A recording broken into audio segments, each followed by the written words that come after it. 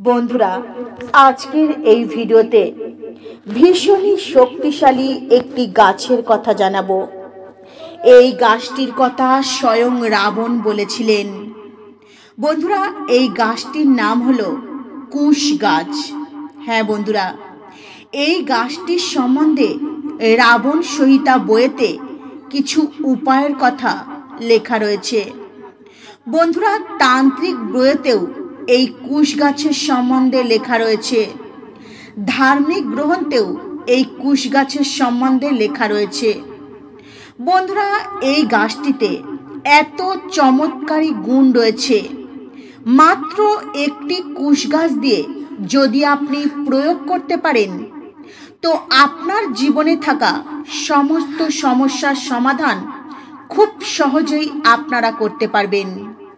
যদি আপনাদের জীবনে আর্থিক সমস্যা থাকে, যদি আপনারা আপনাদের মনের মতো চাকরি বা কাজ না পান, ব্যবসায় যদি শুধু আপনাদের লস হয়, ব্যবসায় যদি উন্নতি না হয়, বা আপনাদের যদি পদোন্নতি না হয়, বন্ধুরা, আপনার মনের যে মনস্কামনা রয়েছে, যদি সেই মনস্কামনা পূরণ করতে চান, তাহলে এই কুশ গাছের উপায় করে এই সমস্ত সমস্যার সমাধান আপনারা খুব সহজেই করতে পারবেন।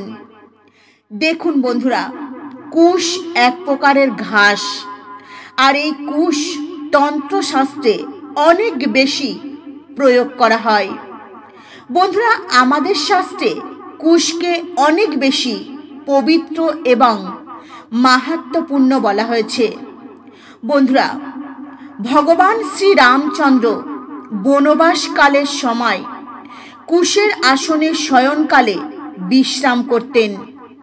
বন্ধুরা, ভগবান শ্রী রামচন্দ্র লঙ্কায় প্রবেশ করার জন্য সাগরে যখন পাথর দিয়ে রাস্তা তৈরি করা হচ্ছিল, তখন কুশের আসনে বসে সাগরের কাছে প্রার্থনা করেছিলেন। বন্ধুরা, আপনারা হয়তো দেখেছেন অনেক ঋষিমণিরাও কুশের আসনে বসে সাধনা করেন, তপস্যা করেন। বন্ধুরা, এই কুশ গাছ পবিত্র হওয়ার সাথে সাথে আমাদেরকে অনেক প্রকারের সিদ্ধি লাভ করায়। বন্ধুরা, কুশ গাছের শিকড়কে দীর্ঘজীবী বলা হয়। বন্ধুরা, কেন দীর্ঘজীবী বলা হয়? এই কুশ গাছের যে শিকড় হয়, আপনি যদি সেই শিকড় গোড়া সমেত তুলে নেন, তো অল্প একটু শিকড় যদি মাটির তলায় থেকে যায়, তো পুনরায় সেই শিকড় থেকে আবার নতুন গাছ জন্ম নেয়। এই গাছ কোনোদিন একেবারে মরে যায় না।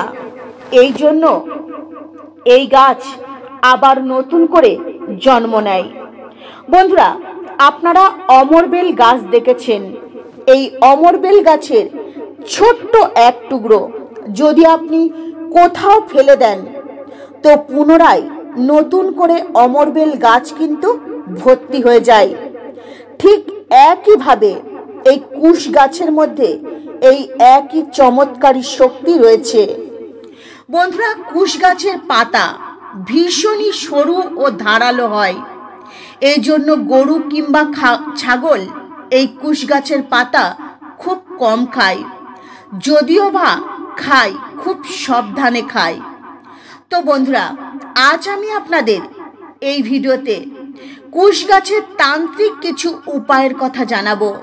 তো বন্ধুরা, ভিডিওটির মূল বিষয়ে প্রবেশ করার আগে আমার সকল বন্ধুদের কাছে অনুরোধ রইল, ভিডিওটি আপনারা সম্পূর্ণ দেখবেন।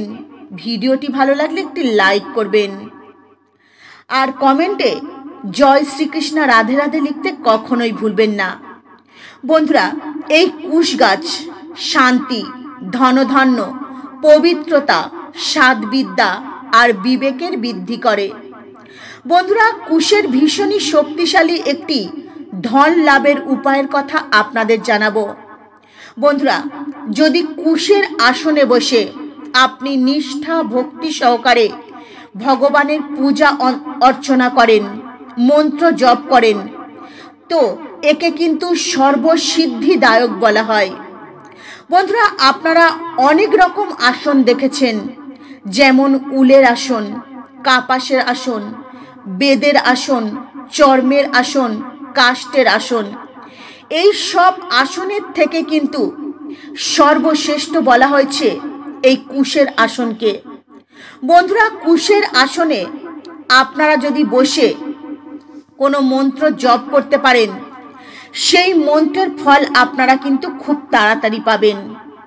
বন্ধুরা, এই কুশের আসন আপনারা বাজারে সহজেই কিন্তু পেয়ে যাবেন, তবে ভালো করে দেখে শুনে কিনবেন, কারণ অনেকেই এখন নকল আসন বিক্রয় করে। বন্ধুরা, কুশ পবিত্রতার নির্মাণ করা হয়। হ্যাঁ বন্ধুরা, বাস্তবে পবিত্রতা নির্মাণ করা হয় এই কুশ ধারণ করলে।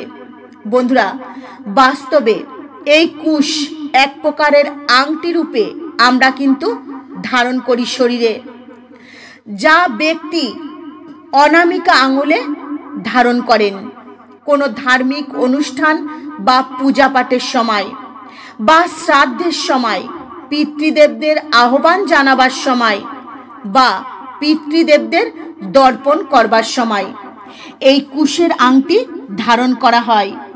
আর এই কুশের আংটি আমাদেরকে পুরোহিতরাই ধারণ করান। কেন কুশের আংটি ধারণ করা হয়? এই কুশের আংটি ধারণ করলে আমাদের শরীর মন পবিত্র হয়ে যায়। বন্ধুরা, ধন প্রাপ্তির জন্য রবি পুষ্পা নক্ষত্রে এই কুশ গাছের গাঁট আপনাদের নিতে হবে 108টি। হ্যাঁ বন্ধুরা, রবি পুষ্পা নক্ষত্রে আপনারা এই কুশ গাছ শিকড় সমেত তুলে বাড়িতে নিয়ে আসবেন। সেই শিকড় আপনারা ভালো করে ধুয়ে নেবেন, তারপর শিকড়টিতে গঙ্গা জল ছিটিয়ে শুদ্ধ করে নেবেন।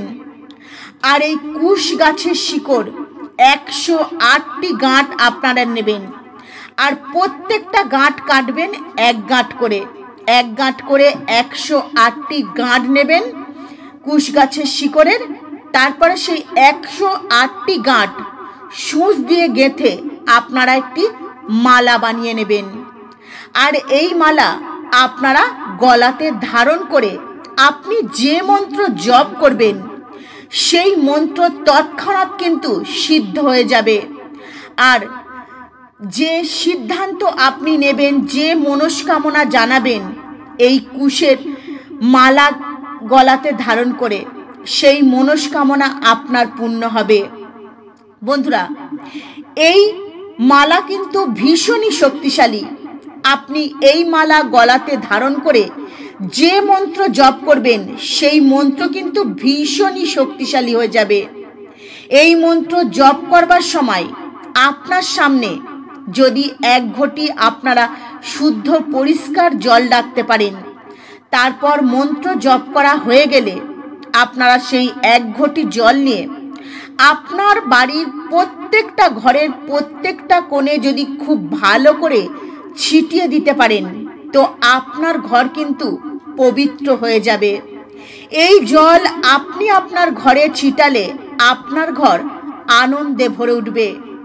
আপনার ঘর থেকে সমস্ত রকমের নেগেটিভ ঊর্জা বেরিয়ে চলে যাবে। আপনার ঘরে পজিটিভ ঊর্জার সঞ্চার ঘটবে এবং আপনার পুরো ঘর ধনধান্যে ভরে উঠবে। বন্ধুরা, দ্বিতীয় উপায়, রবি পুষ্পা নক্ষত্রে কুশ গাছের শিকড় আপনারা বাড়িতে নিয়ে আসুন। তারপর ভালো করে সেই শিকড় ধুয়ে গঙ্গা জল ছিটিয়ে শুদ্ধ করে নেবেন। তারপর সেই শিকড়কে মা লক্ষ্মী দেবীর স্বরূপ ভেবে একটি লাল পরিষ্কার শুদ্ধ কাপড় নেবেন। সেই কাপড়ের ওপর এই শিকড়টি রেখে ভালো করে বেঁধে নেবেন। তারপর এই শিকড়টি যে লাল কাপড়ে বেঁধেছেন, সেই শিকড় সমেত লাল কাপড়টি আপনার বাড়িতে যেখানে টাকা পয়সা সোনা দানা রাখেন, আলমারির লকারে বা ক্যাশ বাস্কে রেখে দেবেন, বা আপনাদের ঠাকুর ঘরে ঠাকুরের পাশেও রাখতে পারেন।